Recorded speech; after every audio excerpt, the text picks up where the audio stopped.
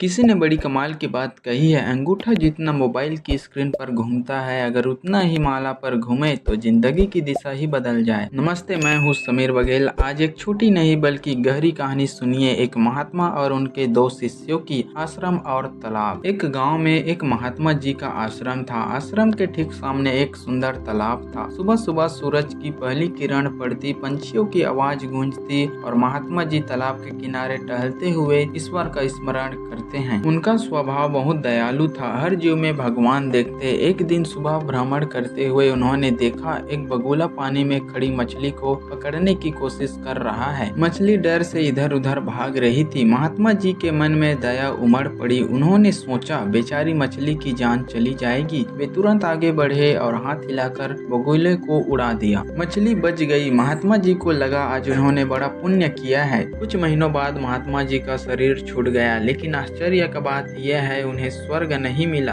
नरक मिला। इस बात से महात्मा जी भी स्वयं हैरान थे। एक रात वे अपने पहले शिष्य के स्वरूप में आए। उन्होंने कहा, बेटा, हर दया सही नहीं होता। मैंने जिस दिन बगुले को उड़ाया वो कई दिनों से भूखा था। अगर वह मछली खा लेता तो उसका जीवन बच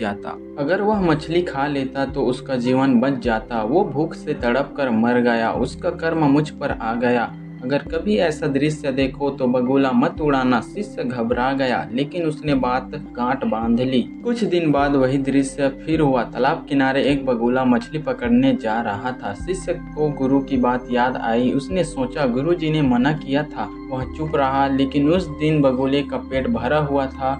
वो बस खेल रहा था। उसने मछली पकड़ ली, मछली मर गई। कुछ समय बाद उस शिष्य की भी मृत्यु हुई और उसे भी नरक मिला। अब सबसे छोटा शिष्य उलझन में था। गुरु कुछ कह गए, गुरु भाई कुछ और कह गए। सही क्या गलत क्या उसे समझ नहीं आ रहा था कि करना क्या है। उसका निर्णय, उसने रोज प्रार्थना शुरू की। वह कहता, प्रभु मुझे नहीं पता किसे बचाऊं किसे नहीं। मेरे लिए बगुले में भी आप, मछली में भी आप नजर आते हैं। हर कड़ में आप। मैं निर्णय लेने योग्य नहीं हूँ। मैं बस आपका नाम जपूंगा, आप मेरी बुद्धि संभालिएगा।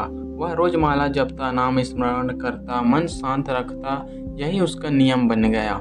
एक दिन उसका भी समय आया। उसने शरीर छोड़ा और उसे स्वर्ग मिला। देवताओं ने पूछा, प्रभु यह कैसी लीला है?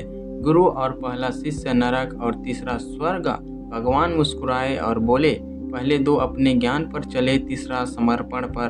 पहले दो ने सोचा वे सब समझते हैं। तीसरे ने माना वह कुछ नहीं जानता। जिसने अहंकार छोड़ा उसे मेरा ध्यान मिला।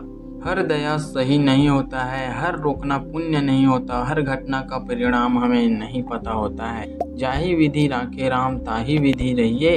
अच्छे कर्म करो, मन निर्मल रखो, नाम स्मरण करो और परिणाम उस पर छोड़ दो जो सब जानते हैं।